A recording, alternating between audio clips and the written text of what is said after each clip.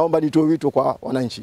Haya maeneo ni maeneo hatarishi, na kama serikali tunasema kwamba haya maeneo tunafikiria njia mbadala, ikiwemo kuyazuia kwa muda huu, kwa sababu hatuwezi kuvumilia kwamba wananchi wanapoteza kila baada ya mara. Haya maeneo yanakuwa ni sababu ya kupoteza wananchi maisha yao, na jambo baya zaidi, ishara zipo. Maana ukiangalia tu haya maeneo katika hali ya kawaida ya kibinadamu, na siwezi kuingia katika maeneo, lakini wananchi wanaingia, pengine aidha kutokana na uelewa mdogo, lakini pengine kutokana na hali mbalimbali. Kwa hivyo naomba nitoe wito nikiwa mkuu wa wilaya ya Micheweni kwamba wananchi, hebu tuache kutumia maeneo haya, hasa katika maeneo ambayo tunajua kama maeneo haya ni hatarishi, kwa sababu hili si jambo zuri.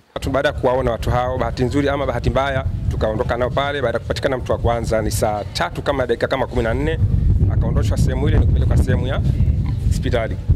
Tukafanikisha kupata mtu wa pili ambaye ni saa 4 kama kasoro dakika kama 5 hivi, akachukuliwa pale kupelekwa hospitali katika sehemu ya huduma. Sema kwamba sisi tumetoka katika kwenda kutafuta riziki, lakini Allah Subhanahu wa Ta'ala ameandaa mipango yake na kadari zake. Sisi hatuna mategemeo ya kwamba wenzetu watagolewa na jiwe. Sisi tulikuwa tunachimbia jiwe ili kutaka kuliangusha pasina mtu yote kuathirika, lakini jiwe katika kulikatakata likaja likatubuka tu bila kutoa ishara yoyote kama litaka kuanguka. Hatimaye watu wawili ambao tulikuwepo karibu tukawahi kwenda mbio, wawili wakafunikwa na kifusi pamoja na mawe, hatimaye ndo wakatoka roho. Hili jiwe lilikuwa limeshaanza nyufa juu, na wakati wanaligonga gonga kwa ndani ndo likaanza kuporomoka na wamejifia.